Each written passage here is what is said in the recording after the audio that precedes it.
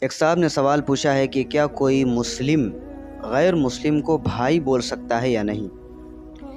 دیکھیے، بھائی کا جو لفظ ہے حقیقت میں حقیقی بھائی کے لیے، لیکن ہمارے ہاں اس کے علاوہ بہت ساری جگہوں پر بھائی کا لفظ استعمال ہوتا ہے۔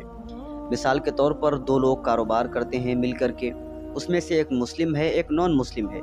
اب نان مسلم وہ کسی بھی ریلیجن سے اس کا تعلق ہو سکتا ہے، لیکن ہمارے ہاں ایک دوسرے کو لوگ بھائی بولتے ہیں۔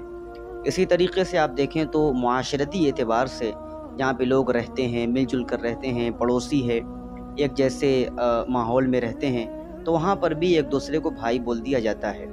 لیکن مذہب کے اعتبار سے، دین کے اعتبار سے ایک مسلم ایک نان مسلم کو بھائی نہیں کہہ سکتا۔ ہاں، ایک مسئلہ اور میں یہاں پہ اس کی وضاحت کر دیتا ہوں۔ دو بھائی ہیں، حقیقی بھائی ہیں، اس میں سے ایک مسلم ہے ایک نان مسلم ہے، تو یہاں پر مسلم نان مسلم کو بھائی بول سکتا ہے۔ اس کی کچھ تفصیلات ہیں۔